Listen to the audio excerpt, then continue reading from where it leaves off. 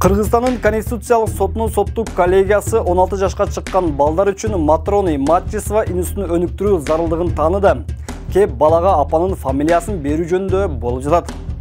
Бул тууралуу 2,5 жылдан бери өлкөнүн мамлекеттик органдары менен соттошуп жүргөн активист Алтын Капалова өзүнүн Facebook баракчасына жазып чыкты.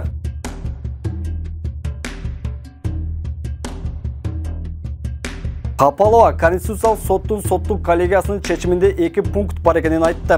Биринчи пункт: ар бир бойго жеткен кыргызстандык атасынын атын эмес, апасынын атын ала алат дегенге байланыштуу. Алтын Капалова акыркы 2,5 жылдан бери балдарын өз атына өткөрүү үчүн соттошуп келүүдө. Мына эми соттун чечимине таянып, алдыдагы 16 жаштагы уулун өзүнүн фамилиясына өткөрөм деп турган чагы.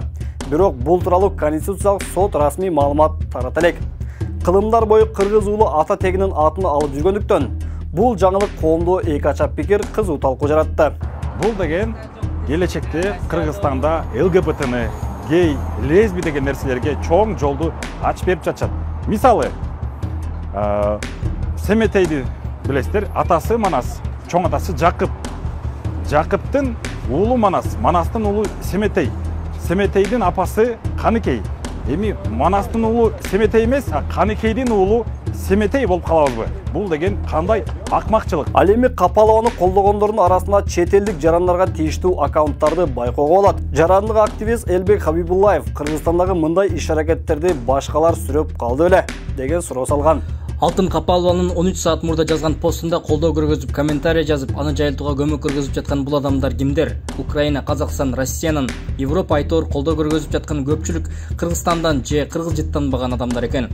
Ошондо Кыргызстанда өзү 85% мусулман жана кыргыздар, өзбектер жана башкалар жашайбы же өлкөбүздү таанып билбеген ушулар чечеби? Ал эми Алтын Капалова ким деп тааныбагандар кызыгып жатса керек.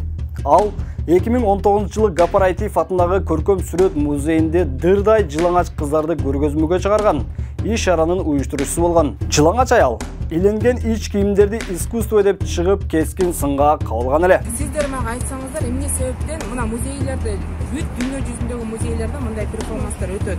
Биздин музейде да жаңалаштырган. Эжеке, биздин менталитет башка да, эми башка дүйнө жүзүнө айтып эмне кереги бар? Биз көрүп эле атабыз башка жактан.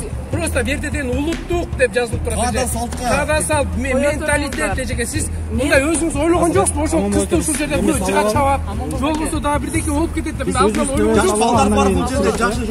жоксузбу? Негизи Кыргыз тарыхында мындай жийиркеничтүү көрүнүш биринчи жолу болгон. Капалованын баракчасына карай турган болсоңуз, кыргыз кыздарын өбүштүргөн сүрөттү жүктөп, лесбиянкаларды майрам менен куттуктап жатат. Буга чейин феминисттердин өткөргөн марштарына да активдүү катышып жүрөт.